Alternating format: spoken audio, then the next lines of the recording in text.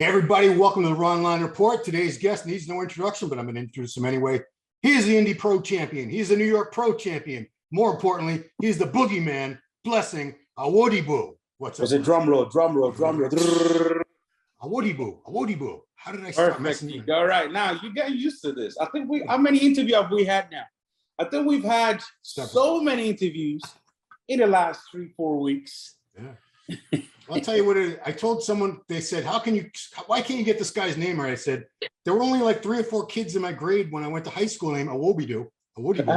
So, it's easy to forget. There were none. Shit. Good to see you again, Ron. What's been going on? Too much, man. So this is the big news. It just broke. We're recording this around the same time that you are back with Redcon1. Big news. Hallelujah. You can see now we got the Redcon1 t-shirt back on. I was gonna say, man, you would have so many clothes you would have to like donate or get rid of. Oh man, stop! You must have quit the collection.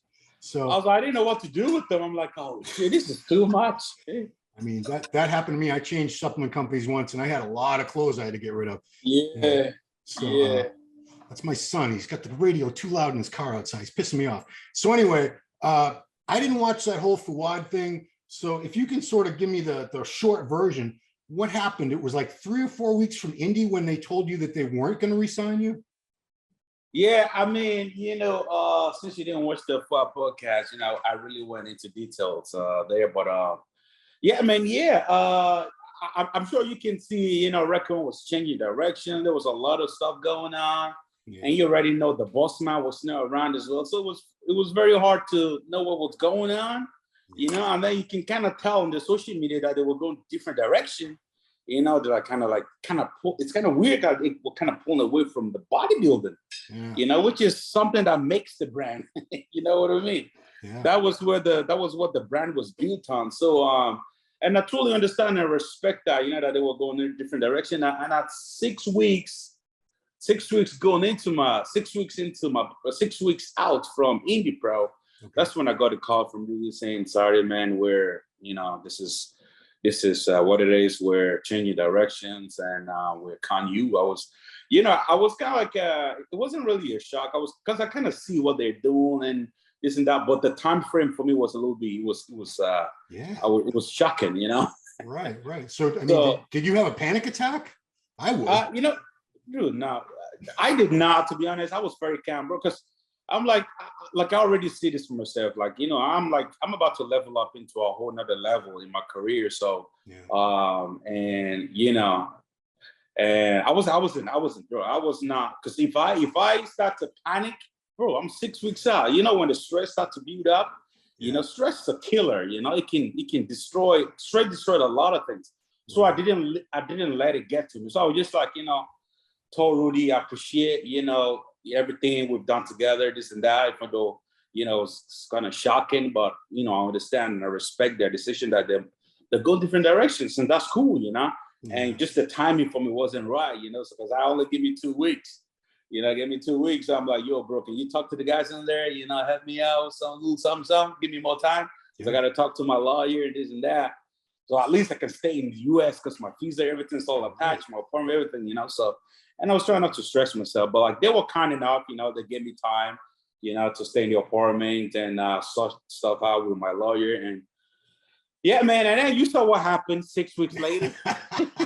Well, I mean, was that why they decided to take you back in the company? Is because you won the shows? I mean, it's like there was a lot of miscommunication. There was a lot of mistakes. There was a lot of stuff that was going on here that a lot of people don't understand, because Aaron's the man, the boss man wasn't around, and, maybe power fell into the wrong person's hand, and they're trying to make just all these weird changes and decisions. And so it was a weird time, I'm sure you can if you look through social media, you can see Redcon1's page. You can see like, okay, there's something going on here that it was a really weird time for everyone in there. So it was mistakes were made, wrong calls were made, and yeah, man, and we were able to talk things out and gain that trust again. And So did that happen after you won Indy in New York or before?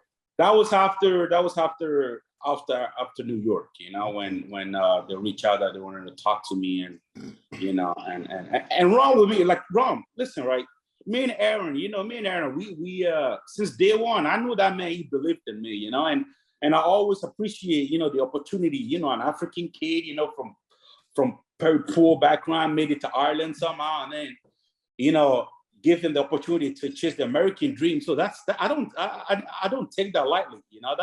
That means a lot to me. And any man that play any sort of role in making that happen, I can never ever forget that, you know. Even though it was all earned, it was all my hard work, you know. But you know, I can never forget, you know, every little help that I get along the way up, you know, because you know there's no such thing as, you know, self-made, you know. Through your journey, there are going to be people coming into your life, you know, maybe not all the way through, maybe they're just there for a brief period of time, but there's going to be something that they are off, you know, help here and there, you know. So that's what it is, you know. I can never forget what Heron did for me. And you know, with me, it's all about loyalty, bro. Like, bro, all my career I've only been with 2 companies, you know. The first company that I was with, and I only left them because they fucked me up, you know. They stole my trademark, the Boogeyman trademark. They came out with a Boogeyman pre-workout. Yeah, after releasing that. So that's why I left them. And then again with Redcon1, you know, like Aaron already told me, like from the start, he goes, bro, I don't ever want you to leave Redcon1. I want you to, you know, stay your whole career in Redcon1. I'm like, of course, you know, that, you know, I'm not the type of guy that jump from one brand to another, you know, because it's like, because how you gonna like promote one product today and then 2-3 weeks later, you're like, oh, this is another, it's just not right, you know? We both know guys, I've been following sport. Yeah. We both know guys who have been with 10, 15 different companies over the years. Nah, yeah, it's not, especially for the fans, you know, you're only lying to the fans, you know, and, you know, so with me, loyalty is everything. And, you know, we were able to, you know, come to an agreement. We talked back and forth. We had a couple of meetings, you know, apology was, there was a lot of apology and, you know, and, yeah, man. And we're back again, bro. Yeah, because, you know, if I was a supplement company owner, you are the perfect guy. Now, even if you didn't compete, just because you do so much work promoting on social media, there are a lot of bodybuilders who they don't want to post, they don't want to bother with that. They just like, send me my money, send me the supplements. I'll do a post every couple of weeks if I feel like it. But you work for your money. You're posting, you're tagging your products. You know, you really you do the work. And that's what I love. You know, I'm not the type of guy that would sit around. I'm always like, what can I do? What can I do to do more? Even a lot of times I'll be feeling guilty, like, okay, I could be doing more, you know? So I'm always like wanting to do more. And honestly, like, you know, bro, it's like, it's crazy because, dude, it was so many offers, bro. It was like, I was like, dude, I was, whew. Like me and Sarah, we were like flat out 2 weeks since the show now. We were so busy meeting with this person, dinner with that person, and, you know, emails back and forth, And I'm not talking about like I'm talking about big fucking opportunities here. You know, so it was very hard for me to turn in a lot of these people. And I'm not saying to brag, and I'm not saying it to brag. I'm just, you know, I'm very grateful, you know, to be in this position where everybody wanted to work with me. Yeah. You know what I mean? And for me, it's a lot more than the money, you know. It's deeper than that for me, you know. Yeah, I could see. I was going to ask you if you got offers. I wasn't going to ask you to name the companies, and I know you've had offers because you are the most popular guy in the sport there. For, you know, the fans, they'll latch on to the next big thing in like a month, and, you know, people they always need somebody new to be interested in. But let me tell you, man, around the time of the Indy Pro, New York Pro, that's all you heard everywhere was blessing, blessing, blessing. Yeah, it was crazy. Now I got to ask you about New York Pro, because the most exciting part of the show was not the win. That was great. Congratulations. But it was when you called out Nick Walker on stage. You asked for the microphone. So now I need to know, did you plan that whole thing? And was Nick in on that? It was nothing planned, bro. This is the mindset. You know, I told you guys from the start, from the get-go, you know, my goal is to change the sport. A lot of people laugh at me, Instagram bodybuilder, he a clown here, he a clown there, you know. I never let all the comments get to me, you know, just all about me being myself, staying true to what I believe, and just enjoying this journey, bro. Like, you know, I'm not going into the bodybuilding scene to be a boring ass bodybuilder. You know, for me, it's all about the fans. You know, I love the fans. For every single out there, you know, supporting, their favorite bodybuilders, going to shows, watching the live stream, going to the Olympia, buying ticket here and there. I love every single one of you guys, whether you're room for me or not. Because without you guys, we're nothing. And I'll do everything in my power to make sure you guys are getting your money's worth, to make sure that you guys are entertained, because in every sport, you have to have the entertainment part of it, because that's what sells. That's what the fans are there. That's what get the fans engaging. You see online, say this guy versus this guy said this and that. The fans are talking. These fans is going at them. All the fans, they're going at each other. They're having conversation. And you know what that is? That's connecting people together, whether it's positive or negativities, And I trust me, at the end of the day, if you ever read comment, you see people making friends during in the comment section, because it brings us together, because we all have one goal in mind: bodybuilding. Making this sport as fun, as entertaining as it can be. Yeah, and you succeeded, because you saw the audience there. Not only that, I mean, you broke the internet within like an hour, 2 hours. There were probably 10,000 videos.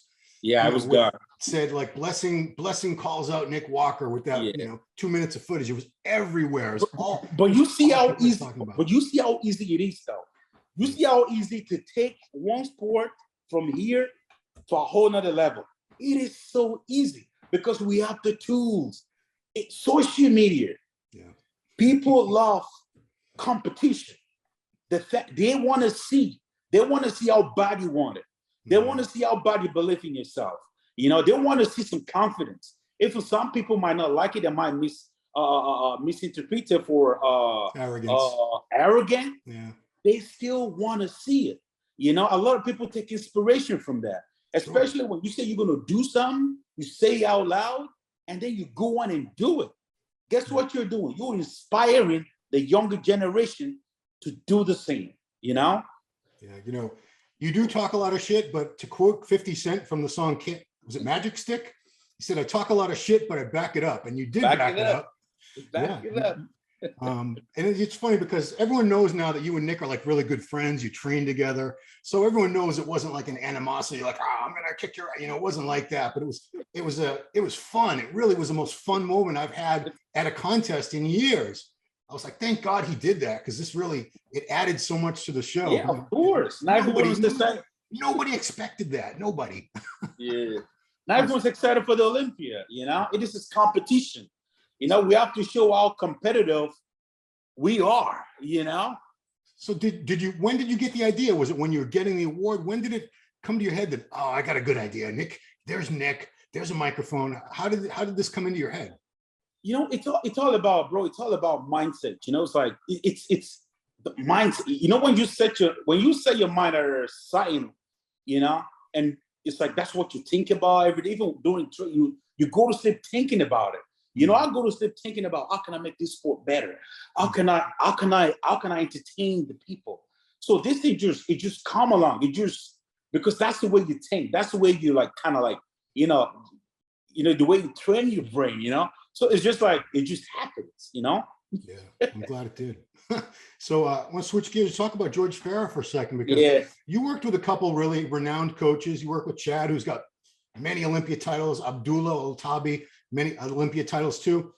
So we're not saying George Farah is the best coach in the world, but it seems like he's the best coach in the world for you. Do you agree? It seems like you guys have a really good working relationship. Yes. Look, it's all about, finding someone that you connect with, something that is like what worked for me doesn't work for the other guy. What works for the other guy does not work for me. It's all about finding the right fitting. When I was coming into this sport, my goal is to be able to, put a team together, somebody I can establish a good working relationship together. And even beyond that, and just creating a really good, healthy relationship. And with me, it's all about that energy, you got to have that energy, because if you don't have it, it won't work, And I try, coming into, I had I think it was a year diploma with Neil, trying to figure Neil out. He's trying to figure me out, but it didn't work out. That doesn't make him a bad coach. No, it just didn't fit. You know what I mean? Yeah. And then, you know, again, we chat as well, you know, we try a couple things, and, you know, maybe the communication could have been a little bit better. I tried as much as possible to fix things. It just wasn't working out. Okay, maybe that's not it. And then, you know, then Abdullah, you know, again, kind of like it just did. I mean, if you have a connection with somebody, bro, like from the get-go, you would know. You would feel it, you know? So that's what I have with Chad. That's what makes, you know, working with Chad super special. That's why I think, sorry. George. I was like, I know Don't you be got mixing your names, accent's not that bad. You know how it is out there. They'll be taking stuff out of context, and they're making videos about them. So, okay, George. Yeah, because, you know. So, you know, that's why me and George was able to hit it together and everything. It just, you know, his energy, you know, he's just a good human being, you know. And the fact that, you know, this guy is so much knowledge and he cares so much about his athlete. You know, when you check his resume, you know, good long ratio with Kai Green, fucking Dexter Jackson, all this guy, they stayed with him throughout. That says a lot, you know, for someone to stay with somebody for 20, you know, that says a lot. So all that, you know, just the first day we got talking, we just hit it together. We had a phone call and everything was just like a missing puzzle, you know, coming together. He really seemed to have a good understanding. You know, your body is unique. Yes. Looking at you, no one would ever think your metabolism is as fast as it is. But yes, I can't imagine any other prep coach having the balls, the guts to cut cardio out at 6 weeks and still think this guy's going to come in proper condition. Yes, that takes a lot of balls and guts. I would think, no, that's a horrible mistake. He's going to be so fat. This is horrible. And George is so good, you know, he's so calm. And I'm gonna be honest with you, bro, just because of my experience, it took me, I didn't start trusting George until, you know, 6 weeks out. You know, just because of the experience I've had, you know, I'm asking questions. I'm like, yo, you know, why is this that? Why is that? Why are we doing this, bro? I think I'm flat. I think I needed this. I think I wanted that. Bro, what's going on? You know, so, bro, I was following the plan to a T. But then I'm like 6 weeks out, and I kept getting better and better, harder, and which is the biggest difference of the biggest, you know, the thing I was missing last year was the hardness. You know, last year throughout that period I was soft. I was soft. It was just soft and smart. But with George, I just kept getting harder, kind of like harder, rounder, bigger, harder.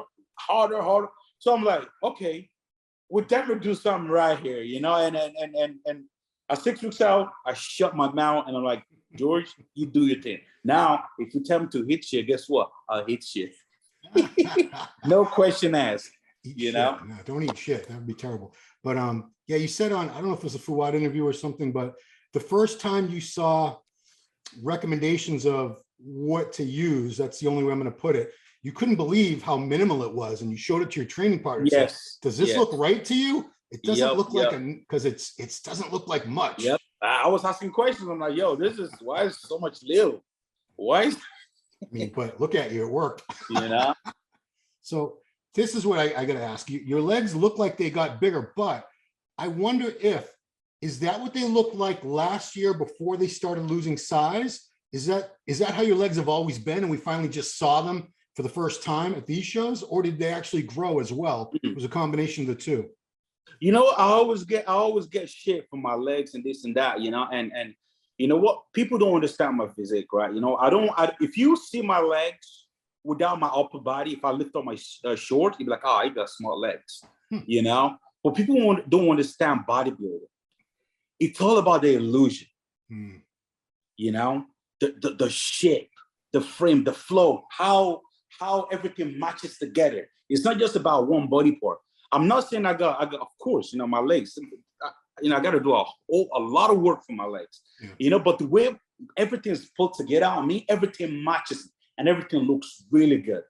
If you see my legs without my upper body, like, oh my God, that's just, it's not going to make it. And you read all that comments all day long. Nah, he's never going to win a pro show. He'll never place in the top 3. He might get lucky winning this local show here and there, but we'll never make it to the Olympia, you know? And my legs, dude, I'm a hard worker, bro. I took 3 years off, you know, after 4 years off, after turning pro. I did not do a single show. people thought I was making skits, and no, I was not. I was bursting my ass. I was working day in, day out because I understood the mission. My mission is to be one of the best to ever do it, you know, and I'm going to get there no matter what. You know, I don't care how long it's going to take me. So that's always been my mindset. And then considering where I came from, bro, like, you know what I mean? You know, so my legs are always not like big. All my legs are always, because I've always been working out. But that prep, yeah, I just did so much that we couldn't own into the size that I had done in the off season last year. because they look decent in the off season. So when the prep started, the stairmaster, the cardio, like I said, I was soft throughout that prep. And if my upper body is soft, my lower body, which is my weak body part, what do you think? They're gonna look even softer, even worse. Yeah. You know, they're the first one to go. So with George, dude was just so smart. You know, he's smart and he knew exactly what to do. And because he's had so many experiences, he's dealt with. I'm sure me and Dexter are quite similar with you know, having a crazy fast metabolism. So he's got a lot of experience and he knew exactly what to do. And that's what he did. You know, he did his work, and dude, you know, I looked my best. You did. Yeah, I mean, the shape, you're one of those rare hybrids, guy with really good structure and shape, and you're a big dude, and you're going to be getting bigger, I'm sure. Because what do you think you weighed at those shows? Do you even know? You know, I told you I started trusting George at 6 weeks out. He hate when I tell him my weight. So at 6 weeks out, I was like, George, you right. I'm not weighing myself anymore. You're never gonna hurt the numbers anymore because it was good. It was number don't mean shit. You don't. You know, so I don't know. Roughly, like I think I want to say 260. Yeah. I mean, it was a great look, whatever it was. Especially in the night show. In the morning, I probably weigh about maybe 256. And then you had like 40 rice cakes, something like that. And then after the morning show, we go back to, you know, eating some food. Right on. Yeah, I'm curious. Does anyone help you with your training programming or anything like that, or do you do all that on your own? Nah, no one ever touched my training program, bro. I do my training myself. You know, I enjoy the way I train. And there's actually a moment. Was it a year ago when I had Joe Bennett down here for a week, and we went through our whole full body workout. Like we had maybe I think it was 4 days of training, so we were able to cover full body workout. And he showed me a couple of things. I'm like, you know, that I stuck to throughout my prep, and dude, they made a lot of massive difference. You know, so it's kind of nice to, like, you know, change things up and try other ways of training. But like the principle for me is the same. You know, a lot of volume, heavy weight, and just fucking work. Yeah, he's a hypertrophy coach, guys. If you don't know who he's talking about. Yeah, he's very good. Yeah, he's very good. So I learned something at the New York. Was it the India or where's the first time I saw Sarah? Was it India or New York? One of those shows. Indy. So the bad news for all you women out there who were hoping to marry Blessing, unfortunately, sorry, ladies. You got married. You married last October? Yeah, we got married in last year November. Oh wow! Congratulations. Yeah. So we got married here in South Florida. Did you know West her? Palm. She's Irish, so I assume you knew her back in Ireland. Yeah. We started dating in 2014, I believe. 2014. Okay, Yeah, so you guys been together for a minute. we've been riding this wave, bro. Okay, yeah, well, good for you. Bad news for your female fans.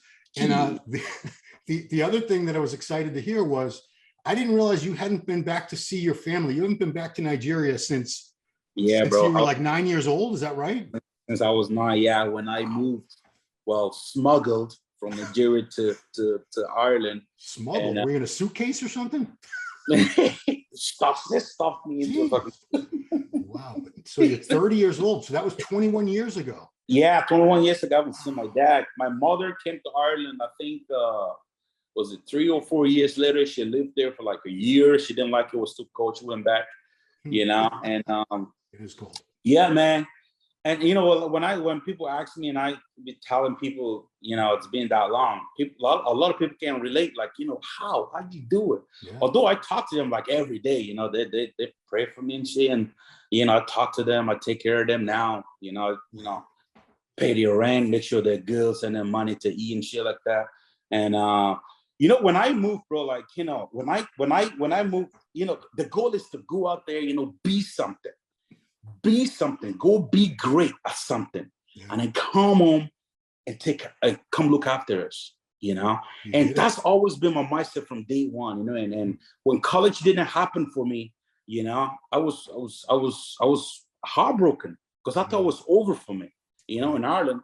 And then I found bodybuilding, because there was nothing else, working, stocking shelves all day long won't do nothing other than paying your bills, So there was nothing coming out of that. So when I found bodybuilding and I decided to chase bodybuilding, my goal is to become the best at it, and I was willing to do whatever it takes to make it to the top. And I believe I had what it takes, to make it to the very, very top.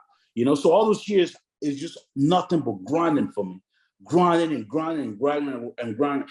And I said to myself, I'm not going to go home without having nothing to show, because I've been here for 10 years now, going back home, your parents are not in a good situation. So you better be, you want to be shown, so that's always been my mindset. And, I couldn't go home without nothing. So just work, and able to get myself to the USA, blow up my social media, having tons of, people supporting me out there and securing sponsor here and there, and able to work with Redcon1. And now I'm chasing the American dream, and now I am going to the Olympia, bro.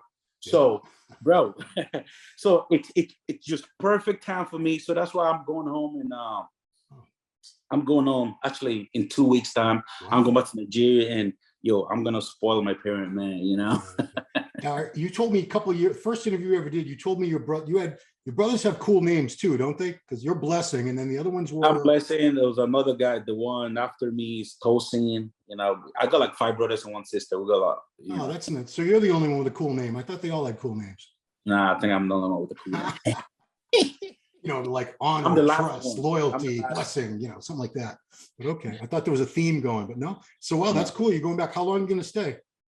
You know what? I'm only going to stay a week, bro. It's going to be, dude, they blow me up in Nigeria, bro. They're like making these, I think this is going to be a movie. I'm going to have a camera guy with me. I'm going to be filming everything. Nice. Everyone's posting me on social media in Nigeria, like, oh, the king of New York is coming home, Yeah, dude, I got 2 meet and greet. They're talking about me guest posting. I'm like, you know what? Do I want to get exposed? And I'm like, you know what? Maybe I'll do it.